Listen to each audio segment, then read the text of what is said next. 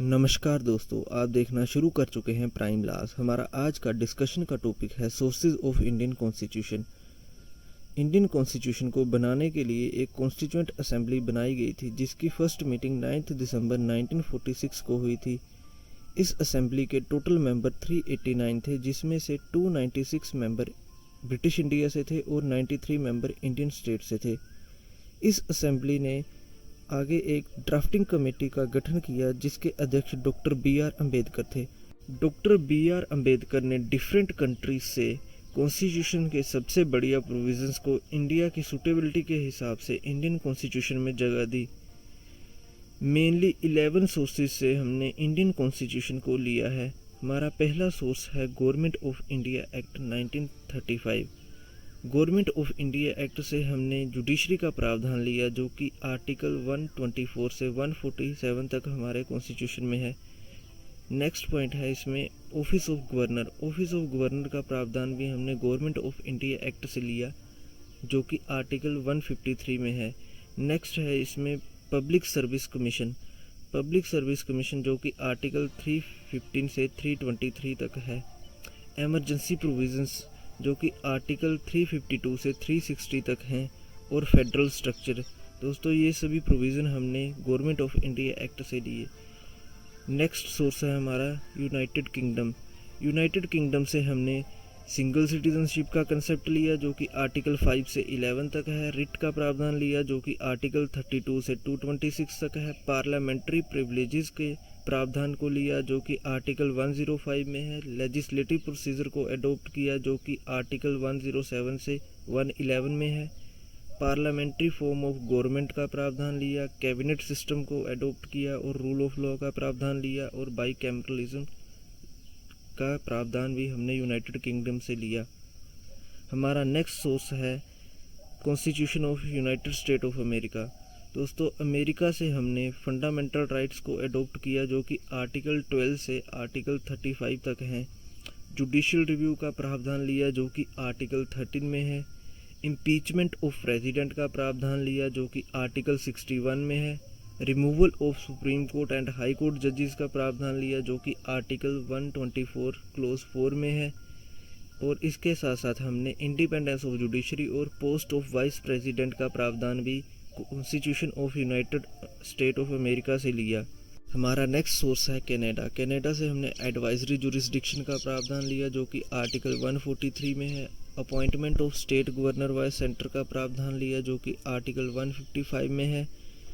और residuary powers का concept भी हमने कनाडा से लिया, जो कि आर्टिकल 248 में है। इसके साथ साथ हमने फेडरेशन विद स्ट्रॉन्ग सेंटर का कंसेप्ट भी कनाडा से अडॉप्ट किया।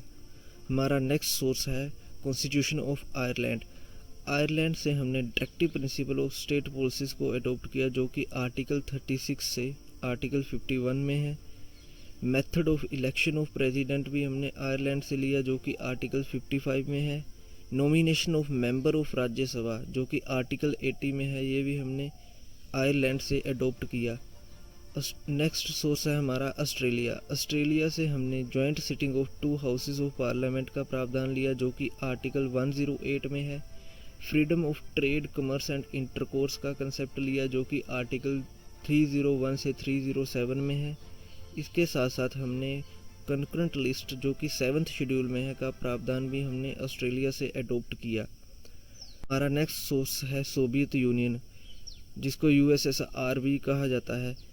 यूएसएसआर से हमने idea of justice, social justice, economic justice and political justice का कंसेप्ट लिया, जो कि हमें प्रीएम्बल में देखने को मिलता है। इसके साथ साथ हमने फंडामेंटल ड्यूटीज़, जो कि 42nd अमेंडमेंट द्वारा ऐड किए गए थे, का कंसेप्ट भी हमने सोवियत यूनियन से लिया, जो कि आर्टिकल 51A में है। हमारा नेक्स्ट सोर्स है constitution of south Africa. South Africa से हमने प्रोसीजर फॉर अमेंडमेंट, जो कि आर्टिकल 368 में है। और election of member of Rajya Sabha का कंसेप्ट लिया। नेक्स्ट सोर्स है फ्रांस। फ्रांस से हमने idea of Republic, liberty, equality and fraternity लिया, जो कि हमें प्रीएम्बल में देखने को मिलता है। उसके बाद हमारा नेक्स्ट सोर्स है जर्मनी। जर्मनी से हमने suspension of fundamental rights during emergency के प्रावधान लिए, जो कि आर्टिकल 358 और 359 में है। इसके बाद हमारा नेक्स्ट सोर्स है जापान। जापान से हमने प्रोसीजर एस्टेब्लिश्ड बाय लॉ का कंसेप्ट लिया, जो कि हमें आर्टिकल 21 में देखने को मिलता है। कई बार कुछ आलोचकों द्वारा यह सुनने को मिलता है कि इंडियन कॉन्स्टिट्यूशन को सिर्फ बाकी देशों से बोरो किया गया है, तो इस पर डॉक्टर BR अम्बेडकर ने कहा था कि किसी भी प्रावधान को बोरोइंग करने में कोई शर्म की बात नहीं है, यह प्लेजरिज्म नहीं है, क्योंकि कॉन्स्टिट्यूशन के फंडामेंटल आइडियाज़ पर किसी का भी कोई पेटेंट राइट नहीं है। दोस्तों, डॉक्टर BR अम्बेडकर ने उस समय डिफरेंट कंट्रीज़ के कॉन्स्टिट्यूशन से इम्पोर्टेंट प्रोविजंस को लिया था और इंडिया की सूटेबिलिटी के हिसाब से इन प्रावधानों को इंडियन कॉन्स्टिट्यूशन में जगह दी थी। कॉन्स्टिट्यूशन बनाने में बहुत ही डिटेल्ड प्रोसीजर को फॉलो किया गया था। कॉन्स्टिट्यूशन के हर एक आर्टिकल पर क्लोज बाय क्लोज डिस्कशन की गई, जो कि 114 दिन तक जारी रही। इसमें हर एक आर्टिकल को डिस्कस किया गया, हर एक क्लोज को डिस्कस किया गया और जहाँ पर ज़रूरत पड़ी वहाँ पर पर्टिकुलर वर्ड को भी डिस्कस किया गया था। And finally 2 years 11 month and 18 days के बाद हमने 26 नवंबर 1949 को कॉन्स्टिट्यूशन को एडोप्ट किया और 26 जनवरी 1950 को पूरे देश में लागू किया। Thank you for watching. अगर वीडियो पसंद आए तो लाइक, शेयर एंड सब्सक्राइब करना ना भूलें।